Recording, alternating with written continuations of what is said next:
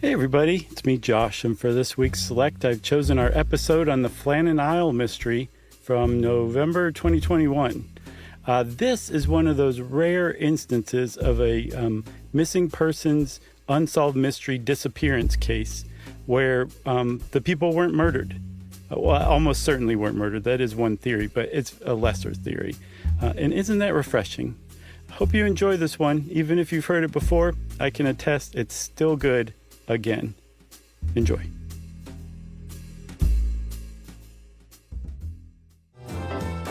Welcome to Stuff You Should Know, a production of iHeartRadio.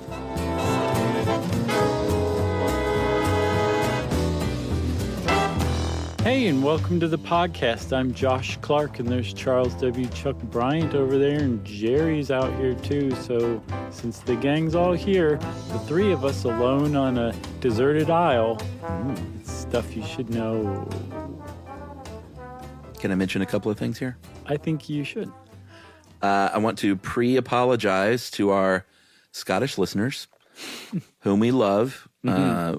We toured in Scotland, had a great time, one of our best live shows in the beautiful city of Edinburgh. Yes. Wonderful people, love the Scots, but we are going to butcher some of these names, and I apologize ahead of time. It's inevitable. Yeah, we're sorry. And what was the other thing? Oh, the other thing was it's impossible to talk about the Flannen Isles Lighthouse mystery and research it without almost always thinking about the movie The Lighthouse. Yeah, and actually it comes up a lot in the research too. Yeah, I think one reason is because it's clear that, what's the guy's name who made it? I can't think of his name. William now. Eggers? It's not William Eggers. It's Dave definitely Eggers. not Dave Eggers. It's an Eggers, right? Yeah, I'm pretty... Robert? I think Robert, yes. Okay, Robert Eggers. Okay, yes. He clearly did his research. And, you know, I remember when that movie came out, I spoke on the show that I wrote a period movie about a lighthouse and a murder that takes place. And then the movie The Lighthouse came out, and I was like, so much for that. But I did a lot of research at the time, and it was clear that Eggers did a lot of research because it was a very accurate film, especially when you read and research the Flannen Isles Lighthouse mystery. You're like, oh, yeah, that's like from the movie, and that's like from the movie. Apparently, they mention it in the movie. I didn't go back and watch it again, but I saw somebody say that they make a reference to the mystery in the movie. Oh, cool. That's awesome. I thought so, too, yeah. Man, I can't wait for that Viking movie to come out. Me too. And this made me want to see The Lighthouse again, which I didn't think I wanted to do, but now I do. Same here. So we are talking about one particular lighthouse called the Flannen Isles Lighthouse, and it was located on one island in the Flannen Isles called Island Moor. That's not exactly, like Chuck was saying, the Scottish pronunciation, Scott Gaelic, but it's close enough, and it actually means, in English, I guess, the Moor Island, right? Okay. So anyway, that's where this lighthouse is, and it's situated, it's still there today. It's automated, though. It went automated in 1971. But it sits, its light is about 75 feet atop the cliff, which is the highest point of Island Moor. And that cliff is 200 feet above sea level.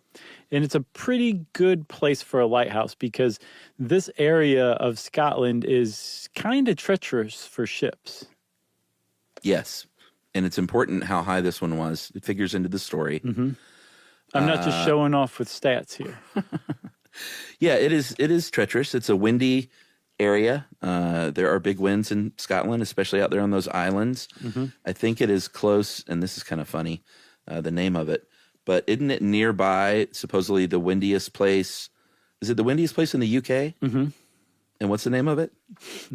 The Butt of Lewis. Come on.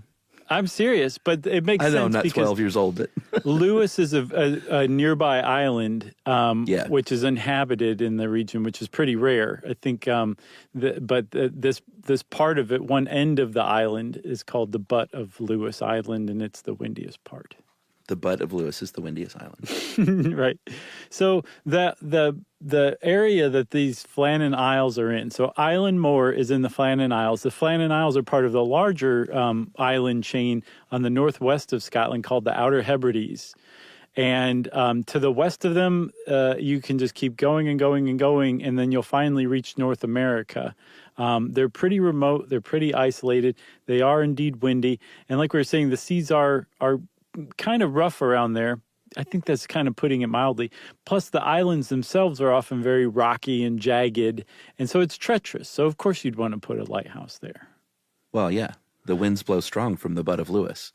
But the lighthouse that was built there finally on Island Moor wasn't installed until 1899, which is kind of late considering that Scotland had something called the Northern Lighthouse Board that they organized in 1786 to basically oversee and standardize lighthouse keeping in that country. Yeah, so they were headquartered there in Edinburgh, and here's how it worked at the time, and this checks out according to my research when I was writing my movie and the movie The Lighthouse. Oh, an once expert. Again. They were staff. You had your principal lightkeeper called the principal keeper, and then usually depending on where the lighthouse was, how busy it was, how big it was, and as far as needed personnel for operation, you had one or two assistants, and they were all ranked as you weren't just like, oh, I'll be the first keeper this week. Like you earned that spot. Yeah, it was a promotion. And then you were assigned to these stations by the board, just like in the movie. You don't stay there forever. You kind of rotate, and you go there for a little while, and you may get stationed with someone you've never worked with before, and you have to get to know that person very intimately over the course of a short period of time, or it's somebody you have worked with before and you're old friends with maybe, or old enemies. Yeah, exactly, or old enemies. So aside from these 2 to 3 people as principals and assistants, you had what was called the occasional keeper. And this is someone who actually lived nearby, either an inhabited island resident, or if it was uninhabited, if it was at least close enough to where they could get there easily. And they would help out during the day, but they would go home at night and sleep and stuff in their own Betty Bye. And that was the standard, but for a place like Island Moor, where the Flannen Isles Lighthouse was located, if you were an occasional, you were there for 2 weeks. That's how hard it was to get to the island and how hard it was to get off of the island. Right. So the purpose of the occasional was to give 2 weeks rest off to one of the other 2 or 3 people who were permanently or temporarily stationed there for much longer than you. Right. And in those cases, the occasional does not go home and sleep. Right. So the one of the things that stuck out to me, Chuck, was that, when you think about lighthouse keeping, like, yes, the person has to live there and it's a lot of work and they have to attend to the light and everything.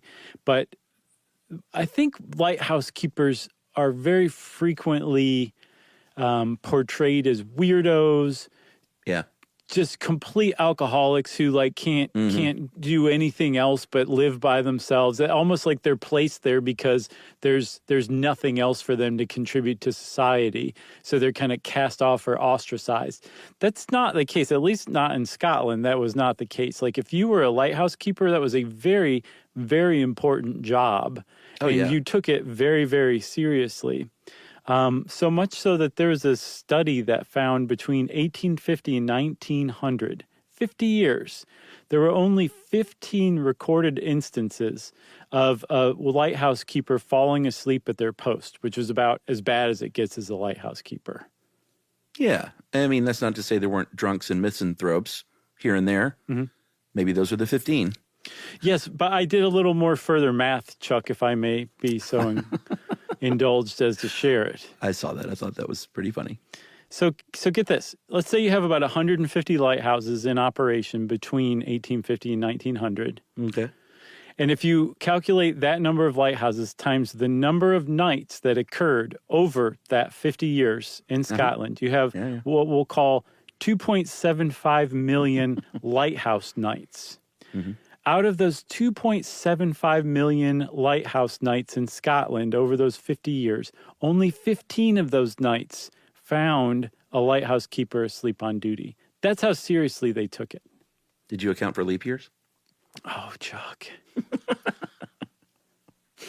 I just really wanted to drive that home, man. I really thought that was an important point, and it didn't come across with 15 instances of 50 years.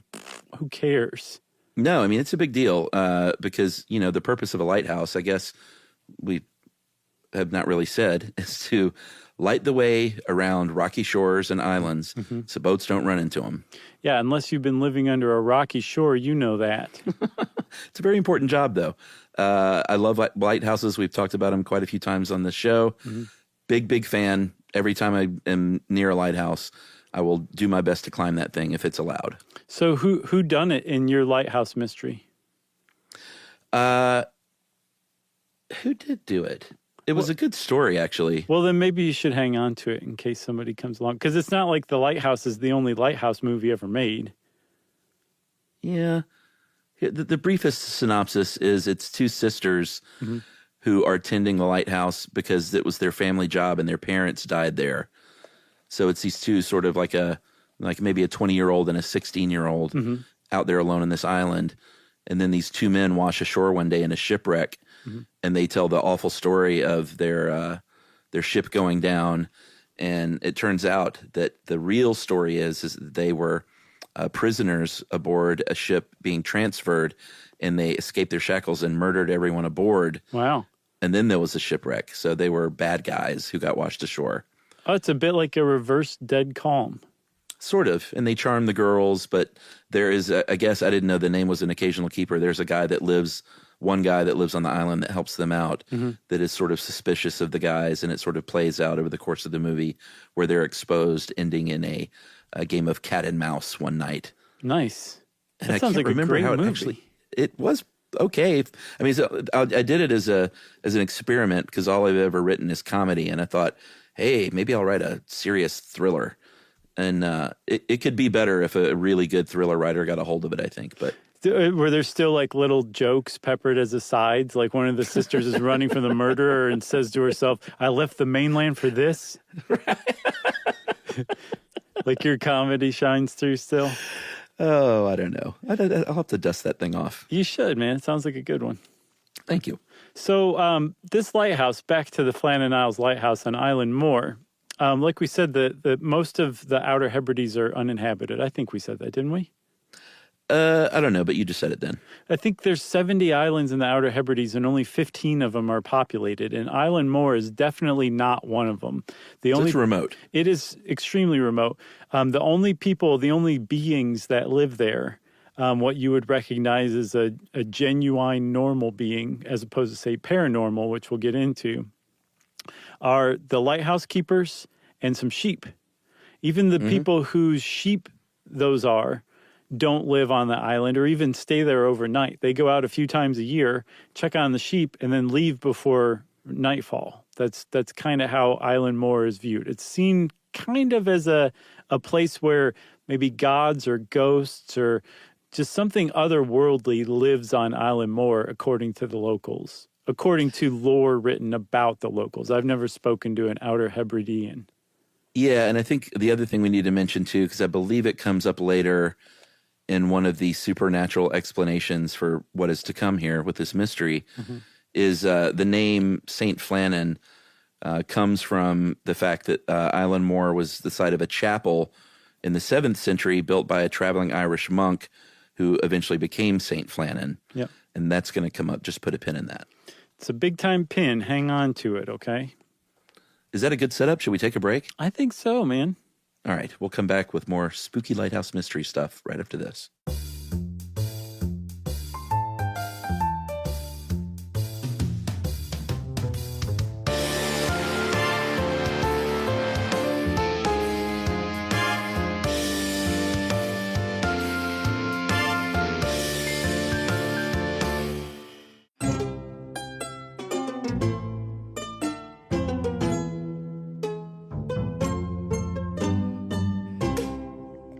All right, so we should probably mention the steamship Actor or Archter. I've seen it both ways. But that kind of kicks off the story for us, don't you think? Yeah, well, we haven't mentioned the major players either yet, have we? No, I guess we could go either way. We can mention one or the other first. All right, let's mention the players because these are the actual keepers of that lighthouse. Okay. You had the principal keeper, James Ducat. Oh, nice. You had the second assistant. Wouldn't he be the first assistant, though? No, Donald MacArthur. We'll get into that. Okay. Thomas Marshall was the second assistant. And then Donald MacArthur was the occasional, right? Yeah, here's my bit. So he was filling in for a guy named William Ross. Right. William Ross was the first assistant keeper, which meant that since Donald MacArthur was filling in for him, Donald MacArthur was the first assistant keeper, even though he was an occasional keeper. Okay, that makes sense. And William Ross was on sick leave, and just judging from the movie The Lighthouse and all this research, like, you must have had to have been really sick to get taken off the island. Yes, but Don't you think? Yes, that's what I thought too. But doing research for this, I found that these guys all of them had a rotating 2 weeks off. So at any given point over a stretch of 2 weeks, one of those men, James Ducat, Thomas Marshall, or William Ross, would not be on the island because they rotated 2-week shore leave, basically. So I was of the impression that if you went and tended a lighthouse, they dropped you off, left you with some food, and said, "See you never." But that's not the case. No. I think they were well taken care of. I get the impression the Northern Lighthouse Board was pretty good at its job and really cared about these people and looked after them. I didn't see anything to deny that. Yeah, well, it's a brutal and important job, so surely that they were taken care of, at least to a certain degree. Yeah, but the upshot of all this is that there were 3 men on the island. 3 dudes. Working that lighthouse, and aside from some sheep, that was it. That was the only people on the island. And this, by the way, this is December of 1900, right? Yeah, so this thing is brand new. Yeah, they built it in 1899. That was scheduled to take 2 years. It took 4 years. The construction was started in 1895. And what they built was, at the time, a state-of-the-art lighthouse. But it took so long, it took twice as long as they anticipated, because the cliffs and the island itself was so treacherous. That's how long it took just to get materials up the cliff to build the lighthouse. Yeah. So it's finally in operation. And then now comes the actor, which is what you mentioned earlier, not ACTOR, but the actor, ACHTER. Yeah, it was a transatlantic steamship from Philadelphia to Leith, which is a port for Edinburgh. That's right. So they were out there, I was about to say sailing around, but I guess they were steaming around. Mm-hmm. And they waited out a storm for a few days. And then this part got confusing to me. So the actor was passing by Flannen Isles. It passed by on December 15th. And the actor noticed that the light was out. Not that they couldn't see the light because of weather or anything like that. The light was straight up not lit on the lighthouse, on Flannen Isles Lighthouse. It was a very strange thing to see, and it was very noteworthy. They ran into some weather on their way to Leith and had to wait it out for a few days. And when they finally made it into port, I guess they passed the information along, but the Northern Lighthouse Board didn't catch wind of it until the official relief supply ship showed up a few days later. And the actor's observation that the light was out wouldn't come into play until an investigation was launched later on. Right. So that relief ship was the Hesperus, Hesperus, and that arrived on December 26th, 1900, which was Boxing Day, day after Christmas. And what these ships brought was they usually brought either supplies or fresh dudes or both. Right. And in this case, I think they had supplies and a fresh lighthouse keeper. And it was captained by Captain Harvey. And they were like, all right, something's going on here. This light's out. The flag's not flying. Let me toot on the horn a few times. Toot, toot, toot. Nobody comes out. They're all right, well, let me send up a flare. They send up a flare. No one comes out. And what they're trying to do is say, hey, we're here. Get your little rail car system going. It had a little cable pulled railroad system that was operated by a steam engine in a shack. And so when the ship pulls up, they would toot the horn and the dudes would come down and they would get that steam engine going and get that cable car ready to transfer the goods onto this thing so they could, it's like hundreds of pounds of stuff going up a really, really steep cliffside. Yeah, there's just no way to move that stuff otherwise. No, you'd have to do it. So nobody came out. No one gets that steam shack going.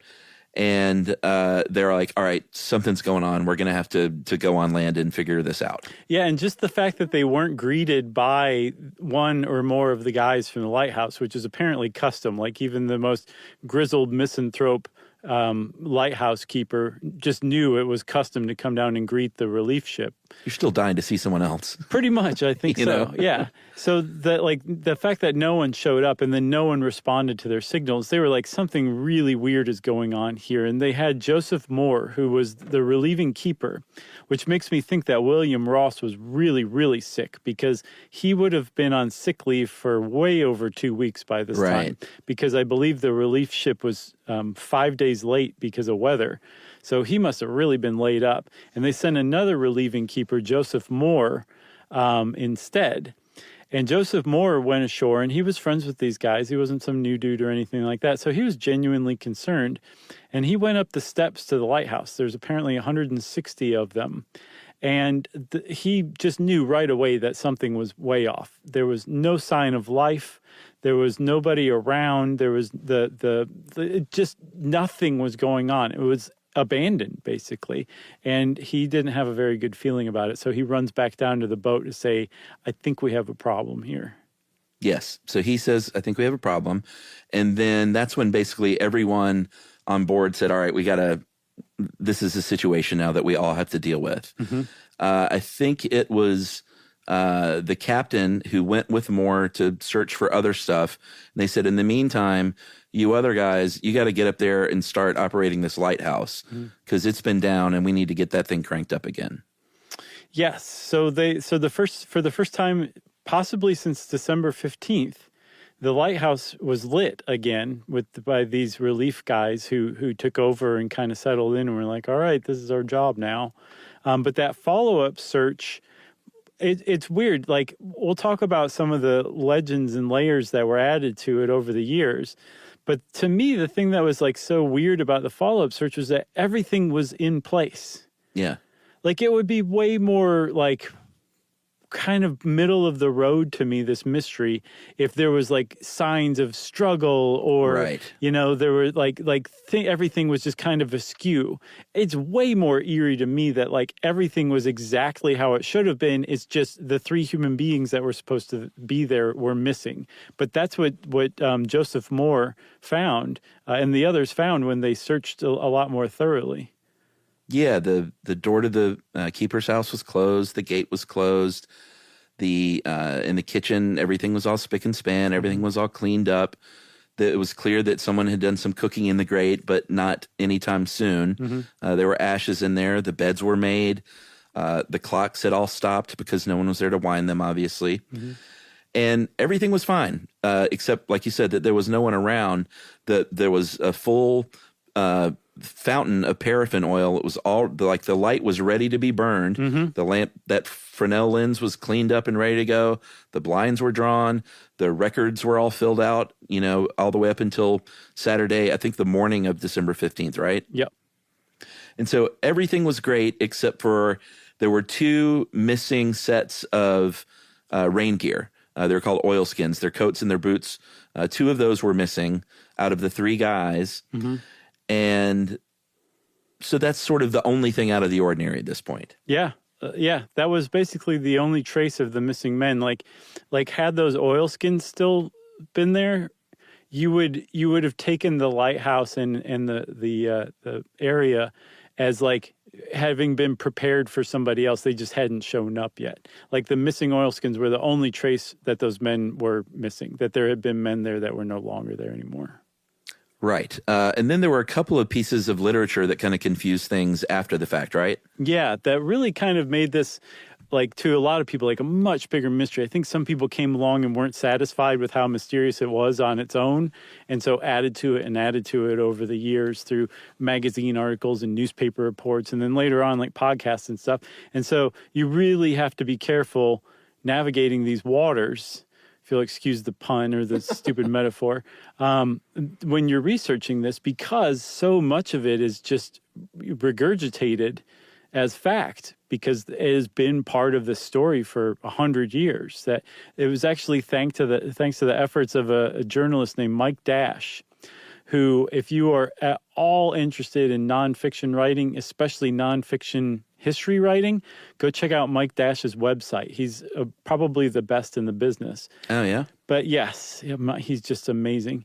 But he set his sights on getting to the bottom of this, and he did some stuff and basically finally definitively proved, no, this was added to it later on, this was added to it later on, this is not true, that kind of stuff. So hats off to Mike Dash for demystifying a lot of it. True, but also making it not as fun because it's decidedly creepier with these newspaper stories as they were written. One of the newspaper stories talked about the logbook, and this is completely fabricated, like Mike Dash exposed it as fabrication. Right. But it's still pretty creepy. The log entries in the fake log entries were not by second assistant marshal, but this is how they wrote it. Right. And wrote on December 12th, they saw severe winds, the likes of which I've never seen before in 20 years, and wrote, and these are people that have seen some of the worst storms you could imagine out there on these outer islands, and pretty unshakable guys, I would think. Right. And he wrote in the next 2 days that the storm continued. It was so unbearable that Ducat, the principal keeper, was struck mute by the storm, and that occasional keeper MacArthur, who was supposedly a really tough guy, was recorded as weeping uncontrollably for days because of how bad the storm was. Right. Yeah. It's good stuff. It is good stuff, but Mike Dash made mincemeat out of it, and he's kind of my hero for it. One of the things that he basically just points out is if this were an official logbook, if you were a second assistant and you put that in there, you would basically get fired for that kind of thing. Like, that's not what a logbook is for. And you certainly wouldn't put that your superior was weeping uncontrollably in the logbook. Like, that's just not what you would put in a logbook in the first case. And then secondly, he also said that somebody being quiet because of a storm or whatever, or their mood, like it also kind of mentions their mood a lot too, that would have no bearing on anything. Yeah. And the only way that makes sense in relation to the story is after the fact, which he said, obviously that means that these were written after the fact. And then years later, after he'd first investigated it, he finally turned up a copy of the magazine that this came out in like 1921, and it was like a pulp magazine called like True Confessions or something like that. So he definitely deconstructed that for sure, to my great satisfaction. I love it. Yeah, it's kind of funny though. Like, the logbook was basically like Dear Diary. That's exactly right. He said like logbooks were not diaries. No, they weren't. He actually specifically said that. Yeah, that's funny. The other thing he uncovered, or did he uncover the poem, or was that just? I think that was a little more common knowledge, but yeah, he wrote about the poem being the poem too. Okay, so in 1912, there was a poem by Wilfred Wilson Gibson, who wrote a poem about this mystery where he says there was an untouched meal on the table, cold meat, pickles, and potatoes. The kitchen chair was knocked over. The only sign of life was the keeper's canary, half starving on his perch. Like, these are all the things that you mentioned would have made this a different story. Yeah. But everything was really just fine. I don't even think the chair was turned over, right? I don't know. I think the guy later on, well, we'll get to him. Yeah, the way that Mike Dash treated it is that it's possible. Okay, I don't know if Mike Dash treated it like that way.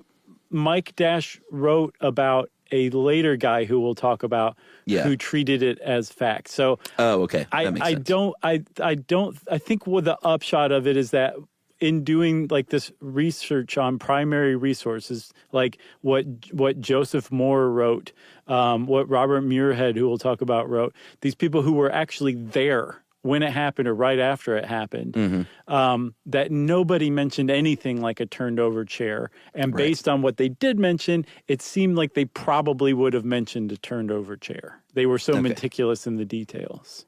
All right, well, let's talk about some of the evidence that was there. Okay. Because what we're really talking about is, was there, I mean, the kind of obvious thing you would think about is, was there some big storm that washed these guys away forever? Like, that's kind of the one reasonable explanation. And so as far as evidence goes, most of it is storm related for the, to sort of support that and to go against it. There was a railway that we talked about, and that had a crane, and the crane was sort of, built to help unload things off of this platform, off the cargo container. And it was about 70 feet above sea level, and it was fine. It even still had the canvas wrapped around it. So if there was some big storm, and evidence shows there probably was one, right? Mm-hmm. But at least this crane 70 feet up wasn't damaged, and that canvas was still there, which is a little weird. It is a little weird because even a little higher up toward the top of the cliff. So the crane was at about 70 feet above sea level, right? Yeah. A little higher up than that, at about 110 feet above sea level, there was a big box that held a lot of like mooring ropes and ropes for the crane and just some really important stuff, tackle. And it had been busted open and the contents like strewn all down the cliff's face. There was a buoy that was tied to the railing right around the same place as that crate 110 feet above sea level. It had been torn clean away from the ropes that had lashed it to the railing. The ropes were still there, but the buoy, just a little piece of buoy was left attached to it. And yet the crane was intact. And then even weirder, the iron railings around the crane that you would use as handrails had just been completely twisted and wrenched out of place. That's a heck of a storm. It's an amazing storm. It's crazy to me that the crane was left intact and that the canvas was even on it still. That was really weird. There was a 2,000-pound stone that was up on the cliff that slid down. Mm-hmm. And then I believe the railway tracks were even torn up from the concrete. Mm-hmm. And then the grass at the top of the cliff, this is 200 feet up, at the very top was ripped up as far back as 30 feet from the edge. That's nuts. Like, do you know how much force a wave would have to tear up grass in the first place? And then that thing would have to be over 200 feet tall to even reach that grass. That's a bad storm. It's a monster wave. But the storm part, that kind of confounds things big time. And I think we should take another break and we'll talk about how everything's just so confounded still to this day, which is why this is a mystery, right after this.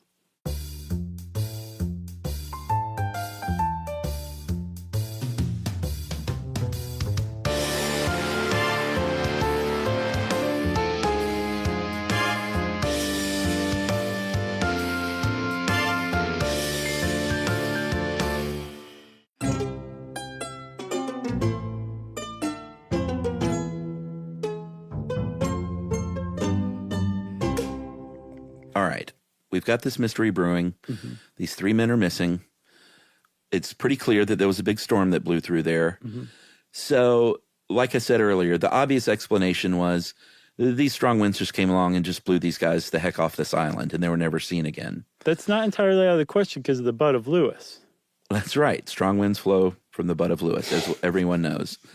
And I'm 12 years old. Robert Muirhead, he was the superintendent of lighthouses, and he investigated this disappearance. He knew all these guys, some really, really well, but I think the occasional keeper he knew the least, but he still knew pretty well. Right. He's the one that did this investigation personally, and went out there, wrote up this report, and I think he was the last person. He was out there, because it was a new lighthouse, I guess, sort of finishing up, and I don't know if he christened it or whatever, but he was one of the last, in fact, maybe the last person to even see them alive, right? He says in his report that he's probably the last person to shake hands with these men and see them alive when he shoved off on December 7th when the last relief ship, the previous relief ship had come along. All right. So in his official report, he said, I don't think it was a strong wind that literally blew them off the island. It was blowing westerly that day, and that means it would have blown them back inland toward the island. And there's no way that these guys would have blown completely across the whole face of the island off the other side, because they know what to do. They know to drop and get flat and hold on. And they probably would not have been blown all the way off if it was westerly. Mm-hmm. They need to stop, drop, and do not roll. Yeah, don't roll. No. Please don't roll. Not in that case. I would grab something heavy. Yeah, anything, a sheep, whatever, anything that will keep you from being blown off. But that's just nuts. It shows you how windy it is up there. That was a possibility that Muirhead considered and was plausible enough that he had to at least put it in the report as a possibility. That's right. The one that he focused on that most people who think in level-headed ways kind of agree with too is that instead a wave probably came along and knocked these men off. Yeah, I mean, this one, I'm an amateur when it comes to like figuring out Scottish island mysteries and weather. This one makes a lot of sense to me. Yeah, totally agree. So being blown away by wind sounds kind of nuts unless you think about it, in which case it's not super nuts in this instance, at least. There were more slightly nuttier explanations. And the thing is, you can't fully discount any one of these because the men's bodies were never found. So there was never any conclusive proof of what happened, even still to this day. And some of the likelier, less likely scenarios seem to always focus on Donald MacArthur, who was supposedly a bit of a hothead, quick to fists kind of dude. Not necessarily the kind of occasional keeper you'd want to have on rotation for 2 weeks with you, but that's what a lot of these secondary theories kind of presuppose. He would have been the Willem Dafoe, right? I guess so, yeah. I kind of imagine him as such. He got this story from this, didn't he? I don't know. I'm curious. I bet you did. I don't know. I'd have to watch it again now that I know that I hadn't even heard of this story when I saw The Lighthouse. So I need to watch it again and see what I think. I'm going to do some research on that. I doubt if he based it on this, but I wouldn't be surprised if it triggered the idea or something. Gotcha. All right. So MacArthur was, like you said, a tough guy, a hothead. And he, of course, there's going to be speculation that he started a fight and they all got in a big fight and they all fell off the cliff together. Or maybe he murdered these two guys and then knew what his comeuppance would be and flung himself off the cliffs himself in sort of a murder-suicide situation. Yeah, again, it's plausible. Like, some people can go nuts, like especially in extreme isolation kind of thing, but there's just no evidence whatsoever of any sort of fight. It's possible the fight started entirely outside, but it just doesn't satisfy all of the evidence, right? I don't think so. Like the guy whose weatherproof coats were still there was Donald MacArthur. So why would he start a fight outside in weather that was bad enough that his comrades would put on their weather gear? Right. Or maybe when it comes to fighting, you don't want that raincoat on. I guess maybe he found it restrictive. That's entirely possible too. But that's, again, as far as like these secondary kind of paranoid theories go, those make a lot more sense. The other ones just are much more squarely in the realm of paranormal. Yeah, you could say that. The Outer Hebrides are home of the Kelpie. Mm-hmm. And the Kelpie is a water spirit, a shape-shifting water spirit that drowns human victims. But there are two problems with this. One, that is not real. Right. And two, even if it was real, let's just do a thought experiment. Mm-hmm. Everyone knows that the Kelpies are not seaside dwellers. They are inland at the locks. Right. They're not known to frequent the seaside. No, they don't like that salt water. No. So the Kelpies probably did not kill these men and cart them away. There's more supernatural there, right? Yeah, the island being named after St. Flannen and that ruined chapel being there, and the idea that the locals just kind of view that island as a weird place. There was this one author, a supernatural, like a Fortean type author, who came along and said, all right, I've got it. Everybody ready for this? So the locals think that this place is kind of inhabited by spirits. Mm-hmm. I'm guessing that the pagans who used to live here sacrificed people on this island, and that the gods came to be used to a certain type of sacrifice, and that with the Northern Lighthouse Board installed these three men in a tower on Island Moor. It awoke something. And the gods mistook it as a sacrifice, so they took their sacrifice, and that's what happened to the three men. I think you skipped over the best part of this whole thing, though. What? It was an ancient race of tiny people. Well, so I can't tell if that guy made that part up or if that is actually a local belief. But yeah, that was part of it, too. How small were they? supposedly they found small bones that seemingly belonged to humans, and so there was a race of tiny people who supposedly lived there before. But are we talking like, are they the size of a sea rat or a like 2 or 3 feet tall person? Am I Scottish? I don't know. All right. I was just curious. A sea rat. He was tiny. That's a very tiny, tiny person, pagan. But I think that's really interesting, the idea that the gods mistook the lighthouse keepers as a human sacrifice, and that's what happened to him. I love that one. It's like a big wicker man or something. Yes, exactly. I think that's exactly the point the guy was making. All right, so those are obviously all bunk. What probably really happened is as follows, and I think this is a pretty plausible. Was but even still, it's still astounding if you step back and look at it. Yeah, and and there's no way to prove it, so it's I kind of like these mysteries where you just don't know, you know. So here's what could have happened: is that there was bad weather reported, but it wasn't maybe that bad on the 15th. Mm-hmm. But let's say that box is loose, or well, how could it get loose? Let's say that box needs tending to. Mm-hmm. That's holding all this stuff. Right. It's an important box. Don't forget. It's an important box, and I think Marshall had previously been fined what would be about 20 pounds today for having lost some equipment. Mm-hmm. So he may have been like really quick to like, hey, we got to secure that box. And so maybe Ducat and Marshall went out there to, like, they left their quarters while the other dude, the occasional keeper, MacArthur, is up there in the lighthouse still. And they're securing this box down. And then maybe this freak wave comes through, or maybe they just get in trouble.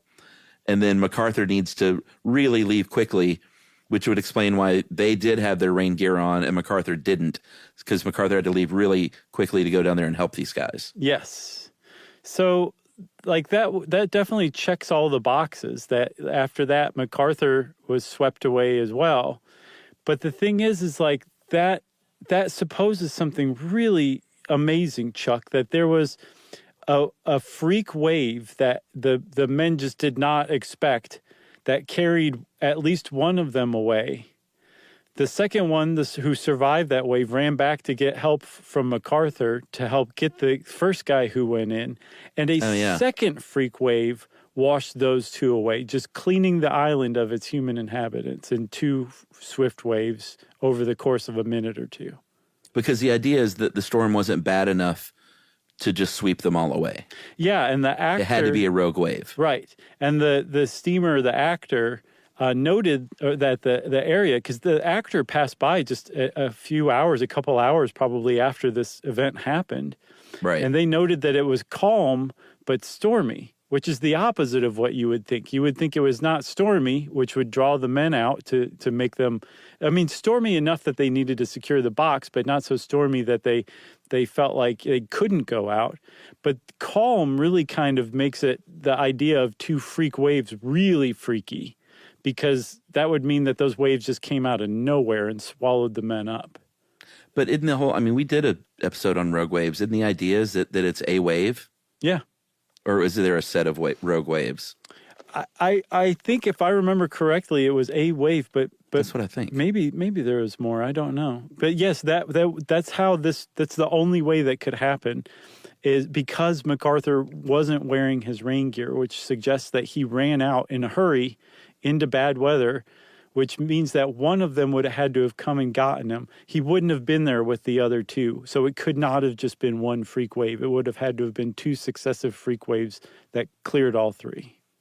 Well, and this does lend some credence to the idea that this thing was big enough to damage the turf, 200 feet above sea level, mm-hmm. and destroy that box and wash that 2,000-pound stone down the cliff too, right? Yeah, and there was also there's a chance that all that stuff that just was evidence of a terrible storm actually came after the men had been washed away from the island several days later, when there was a really bad storm on December 20th. Okay, that makes sense. I didn't think about that. But isn't that weird to think that damage had happened after the fact? Right. And it sure, that makes sense. Because it's almost certain that this event happened on December 15th. The last info they had on the log slate was 9 a.m. December 15th, like we said. So it couldn't have happened earlier than that. And it would have happened before dark on December 15th, which would have happened about 4 p.m. Because otherwise they would have lit the light that night, and the steamer actor would have seen the light in the lighthouse as it passed by on December 15th. That's right. I think all this gets really interesting in the 1950s when a lighthouseman named Robert Aldebert, who worked there, served as principal keeper between 53 and 57. He lived there, obviously had a little time on his hands, and was really enthralled by this mystery, and was like, I'm going to do some research, and I'm going to take a lot of pictures and keep a lot of records in my diary. And he said that, I was in the lighthouse itself and so that's how many feet above sea level like at the top of that thing? 275? Yeah, like 200, close to 300 feet up, and got sea spray from some waves. Mm-hmm. So he's like, it's very possible that a big wave could come through and reach these heights. Yeah, he did tests where he took coils of rope and put them on the top of the cliff, and they get washed away by some of those horrible waves. So he basically said it was almost certainly a wave that got these guys. That's not the craziest part. The craziest part is it was two waves, almost like the sea was waiting for all three of them and took them all. It's pretty weird. I wonder if he got fined for losing those ropes. I don't know. Maybe so. If it's the Northern Lighthouse Board, I know he definitely did. Well, and he, what was his final explanation? Because he's the one that we mentioned earlier that said that one of the chairs was turned over in the kitchen, right? Like he kind of bought into that false narrative. Yeah, but I wonder, because this was a good 40 years after that poem had been written. Maybe it was so woven into the story by then he just presumed that it was true or not. So how that comes in is he's basically like, all right, after dinner happens, like there's bad weather going on. Mm-hmm. These two guys go out there and are see, this doesn't make sense to me, and I'll tell you why in a second. But these two guys go out there to secure this box or whatever. Mm-hmm. Cookie's back in there washing up and cleaning up, and that's where everything's nice and tidy. Yeah. And then all of a sudden they need help, and so he turns the chair over because he just like runs out of there real quick. Yeah. But wouldn't someone have to be in the light too? Isn't that four guys? No, that's why they think that this happened in the afternoon of the 15th, because they never went to light the light. They hadn't lit the light yet. Remember, the light was all set up and ready to be lit for the evening? Yes, it was daytime. Yes, it was before sunset, which would have been before 4 p.m. All right, that's the one part I didn't get. I get it now. Yeah. Lighthouses shine at night. Yep. And then, I forgot that part when I wrote my movie. Everything takes place during the day. Right. I left the mainland for this. You got anything else? Good stuff. No, I like a good mystery. You're good at finding these. Man, I love this one. So thank you very much. Yes, well, if you want to know more about the Flannen Isles mystery, go read Mike Dash's work on it. It's really interesting stuff. It's pretty comprehensive, too. And since I said it's pretty comprehensive, everybody, that means it's time for listener mail. I thought this was really interesting. This is a follow-up to the dingoes episode about dingoes not really barking much. Uh-huh. Hey guys, in response to the statement that dingoes don't bark, you left out a very fun fact, and perhaps a topic for another show. While domesticated dogs bark throughout their lifetimes, wild adult dogs do not routinely bark. One popular theory is that domesticated dogs were bred for tameness, which as a result selected for dogs that never reached full maturity. The upshot of this is that our domesticated dogs are trapped in a state of suspended adolescence. They're more or less trapped in puppyhood, an age where all dogs, wild and domestic, bark, play, lick, and most important of all, don't kill, which is an important trait for the family pet. Mm-hmm. And sent an article from TampaBay.com, Why Do Dogs Bark, from 1991. Love the show. That is from Peter Vonnier, Vonier, Vonnier. Yeah, either one of those will work depending on whether you're in France or not. And Peter's a PhD in owl oncology research. Awesome. With an interest in dog barking. sounds like Peter just is interested in stuff, which is our favorite kind of listener. Yes, that is a dyed-in-the-wool stuff you should know listener. Thanks a lot, Peter. That was a very interesting email, and we appreciate it. Belated congratulations on your PhD. If you want to get in touch with us like Peter did, you can send us an email, right, Chuck? You surely can, and you might get a response even. Yep. Or you might end up on listener mail. Who knows? Yeah, I try to answer these. Why don't you roll the dice and find out by sending your email to stuffpodcast@iheartradio.com. Stuff You Should Know is a production of iHeartRadio. For more podcasts from iHeartRadio, visit the iHeartRadio app, Apple Podcasts, or wherever you listen to your favorite shows.